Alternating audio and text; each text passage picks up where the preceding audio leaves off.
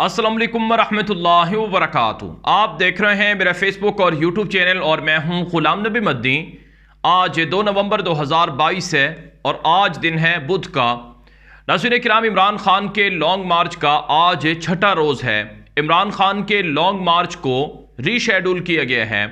अब ये लॉन्ग मार्च 11 नवंबर को इस्लामाबाद तक पहुँचेगा और 11 नवंबर से पहले 10 नवंबर तक इमरान खान का ये लॉन्ग मार्च रावलपिंडी में दाखिल हो जाएगा।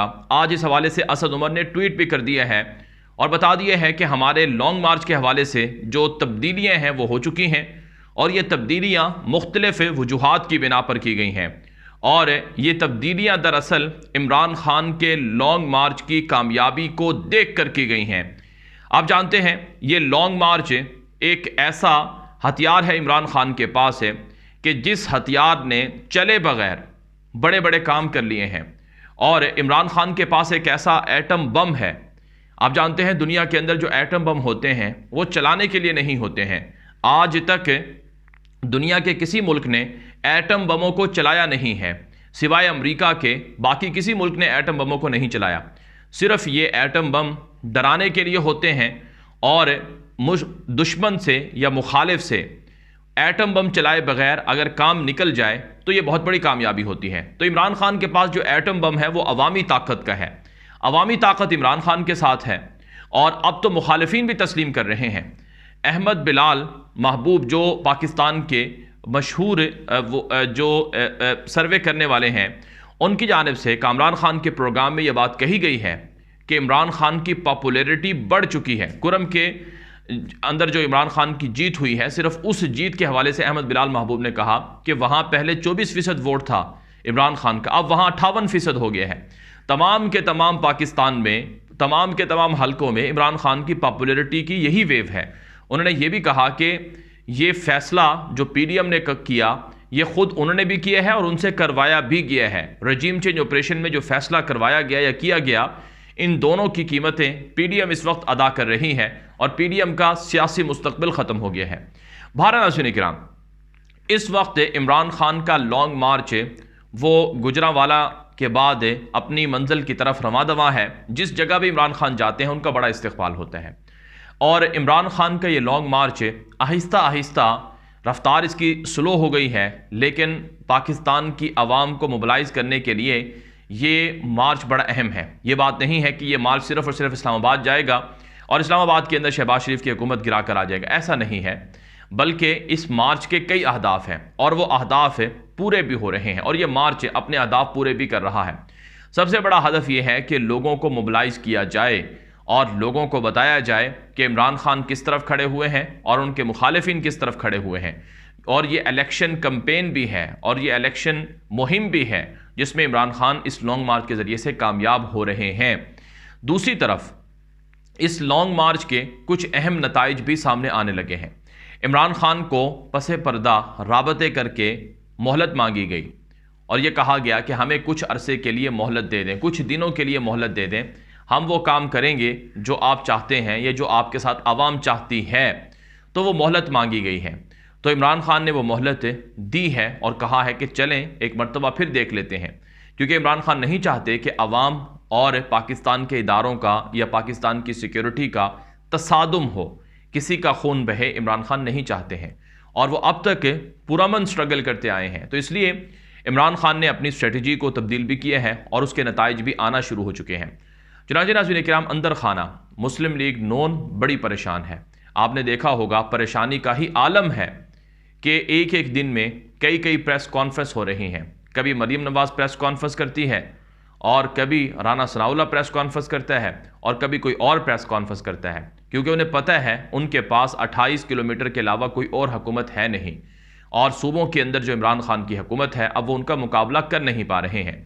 तो इसलिए नाज़रीन किराम बड़ी परेशानी है, बहुत ज़्यादा इज़्तिराब है और अब ये बात रोज़े रोशन की तरह वाज़े हो गई है कि शहबाज शरीफ की हुकूमत को जाना पड़ेगा और उनको ये बात कह दी गई है, बता दिया गया है।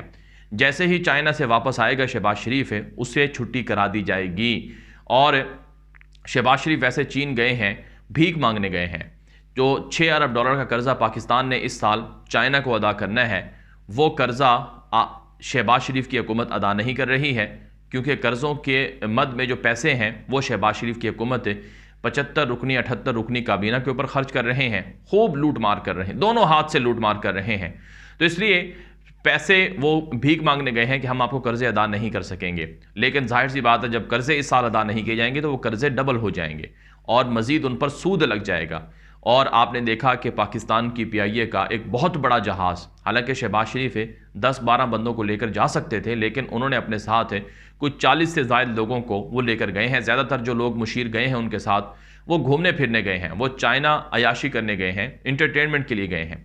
तो ये पाकिस्तान की आवाम के साथ जो जुल्म पिछले 6-6.5 महीनों में हुआ है वो आवाम को पता है और यही तबाही की असल अलामत है। दूसरी जानब नाज़रीन किराम, चूँकि नवंबर चल रहा है, नवंबर स्टार्ट हो गया है और नवंबर के अंदर जो अहम तयनाती है वो आर्मी चीफ़ की है। 28 नवंबर को गालिबन जो मौजूदा आर्मी चीफ़ हैं वो रिटायर हो रहे हैं, उनसे पहले उनके रिटायरमेंट से पहले नए आर्मी चीफ़ की समरी आनी है। तो इस हवाले से जो एजाज़ सैयद हैं, उमर चीमा हैं, और ये पाकिस्तान के सीनियर सहाफ़ी भी हैं और जियो न्यूज़ से मुंसलिक भी हैं और इनको बताया जाता है कि एस्टेब्लिशमेंट के बड़े करीब समझे जाते हैं और वहाँ की ख़बरें इनको अच्छी तरह से मालूम होती हैं। उन्होंने अपने वीलॉग्स के अंदर ये बात कही है कि नए आर्मी चीफ़ के हवाले से नए नाम सामने आए हैं और 2 नामों का गालिबन उन्होंने जिक्र किया है, अगरचे सीनियरिटी लिस्ट के अंदर भी वो नाम ऊपर हैं और इसी तरह से जो 5 नाम बताए जाते हैं, 6 नाम, उनमें भी उनका शुमार है। तो अब ये इख्तियार वैसे वज़ीर आज़म का होता है, लेकिन समरी चूँकि GHQ की तरफ से आती है तो उसको देख कर फैसला किया जाता है। तो उन्होंने जो अपने वीलॉग के अंदर बताया है, उन्होंने कहा कि 2 नाम हैं जिनमें से किसी एक को आर्मी चीफ़ लगाया जा सकता है और उसमें जनरल आसिम मुनीर का नाम लिया जा रहा है, लेकिन बताया जाता है कि वो मौजूदा आर्मी चीफ़ की रिटायरमेंट से पहले 2 दिन ही वो रिटायर हो जाएंगे। तो अब तकनीकी तौर पर वो कैसे आर्मी चीफ़ बनेंगे इस हवाले से उन्होंने नहीं बताया, लेकिन बहरहाल उनका नाम ज़्यादा लिया जा रहा है और मुस्लिम लीग नून भी एलानिया तौर पर जनरल आसिम मुनीर का नाम ले चुके हैं। और इसी तरह से जनरल अज़हर अब्बास हैं, उनका भी नाम लिया जा रहा है। तो बहरहाल नाज़रीन किराम, जो भी आर्मी चीफ़ होगा, इमरान खान को उससे मसला नहीं है। इमरान खान को कोई भी आर्मी चीफ़ हो, उसके साथ इमरान खान को किसी भी तरह से कोई मसला नहीं है। ख़ुद इमरान खान ये बात बहुत पहले कह चुके हैं कि मुझे अपना आर्मी चीफ़ नहीं चाहिए। आसिफ जरदारी, नवाज शरीफ जैसे डाकू कहते हैं कि उनकी मर्ज़ी का या उनकी पसंद का आर्मी चीफ़ होना चाहिए ताकि वो डकैती करें तो उनको कोई कुछ ना कह सके। ये इमरान खान पहले अपनी तकरीरों में बात कह चुके हैं और परवेज़ खटक ने भी इस हवाले से ट्वीट में बात लिखी है कि सारा प्रोपेगेंडा है कि हम आर्मी के ख़िलाफ़ हैं या आर्मी चीफ़ के हवाले से हम कोई ये लॉन्ग मार्च कर रहे हैं। हमारा लॉन्ग मार्च सिंपल है, इसका एक ही एजेंडा है कि हमें इलेक्शन की तारीख दे दो और कौन आर्मी चीफ़ आता है कौन नहीं आता। उन्होंने प्रेस कॉन्फ्रेंस में भी गालिबन ये बात कही है, हमें इससे कोई फ़र्क नहीं पड़ता और यही बात इमरान खान भी कहते हैं। तो अब नाज़रीन किराम, ज़ाहिर सी बात है समरी तो मूव होनी है, नए आर्मी चीफ़ को भी आना है, एक्सटेंशन वाली जो कहानी है वो तो ख़त्म हो गई और मार्शल लॉ वाला जो इम्कान है वो भी नहीं है। तो अब नए आर्मी चीफ़ के हवाले से जो नाम है वो इसी हफ्ते आ जाएंगे। इसीलिए इमरान खान ने 11 नवंबर तक जो मामला है वो जो लॉन्ग मार्च का शेड्यूल है उसे किसी हद तक तब्दील किया है।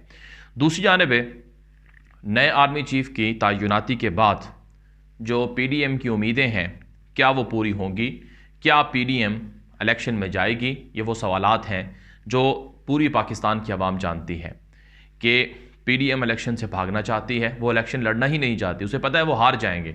अब तो PDM के हामी सहाफ़ी भी बोल उठे हैं, लेकिन ये बात तय है कि इमरान खान अगला वज़ीर आज़म होगा, ये फ़ैसला हो चुका है और शहबाज शरीफ को जाना होगा, ये फ़ैसला भी हो चुका है। आवाम ने भी ये फ़ैसला सुना दिया है और पाकिस्तान की एस्टेब्लिशमेंट, पाकिस्तान के तमाम इदारे कभी भी अवामी ताकत या अवामी हिमायत के बगैर नहीं चल सकते हैं, ये बात सबको मालूम है। ये वीडियो आम कर दे। मज़ीद इस तरह की मालूमात और ख़बरों के लिए आप हमारा यूट्यूब चैनल है ग़ुलाम नबी मदनी, उसे सब्सक्राइब कर लें, जबकि हमारा फेसबुक पेज है ग़ुलाम नबी मदनी, उसे भी फॉलो कर लें, लाइक कर लें। अब तक के लिए इतना ही, इजाज़त दीजिए। अस्सलामु अलैकुम व रहमतुल्लाहि व बरकातुहू।